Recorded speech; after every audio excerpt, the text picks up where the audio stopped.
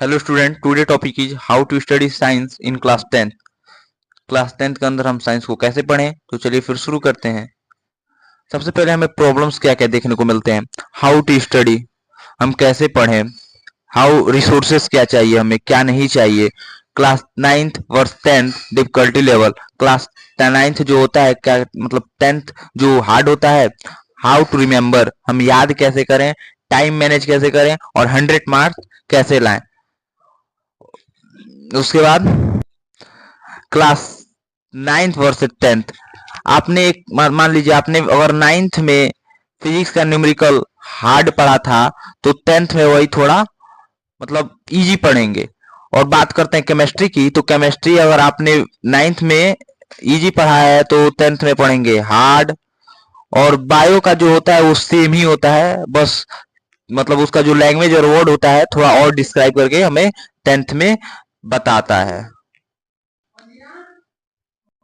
Make first आता है make your basic strong. पहले हमें अपने बेसिक को स्ट्रॉन्ग करना होगा। तो उसके लिए क्या मतलब ये क्लास 10th का केमिस्ट्री का चैप्टर है केमिकल रिएक्शन इक्वेशन। बायो का है लाइट प्रोसेस।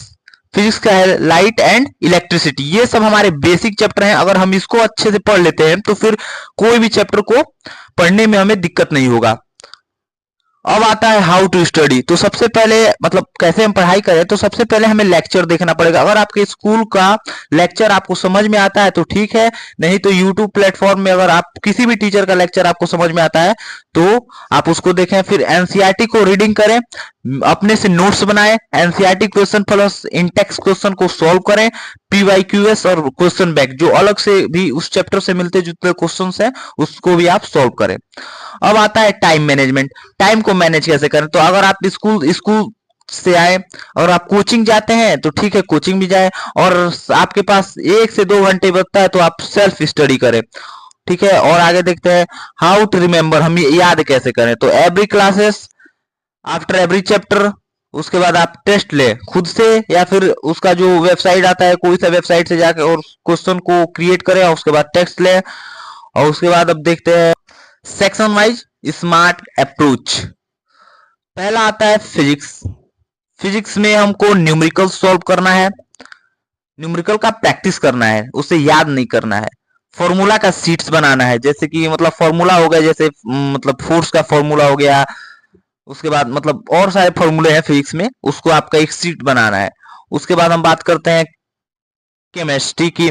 तो केमिस्ट्री में रिएक्शन बहुत मोस्ट इंपोर्टेंट रिएक्शन इंपोर्टेंट है आपका। एक्टिविटी जितने हैं हर चैप्टर में उसको उस क्वेश्चन को सॉल्व करें आप। अब हम बात करते हैं बायोलॉजी की। तो बायोलॉजी का देखिए डायग्राम मोस्ट इंपोर्टेंट, बिकॉज क्योंकि ये हर बार एग्जाम में डायग्राम से क्वेश्चन उठाता है, लेबलिंग से भी क्वेश्चन उठाता है। उसका मतलब कोई फिगर बना देगा, उसका नाम पूछेगा, मतलब इसका नाम क्या है, इसका नाम क्या है, इसका नाम क्या है। तो हर मतलब डायग्राम के क्वेश्चन को उठा के उसका नाम पूछेगा या फिर कहेगा कि इस डायग्राम को बनाओ, उसके साथ उसके नेम को लेबलिंग करो।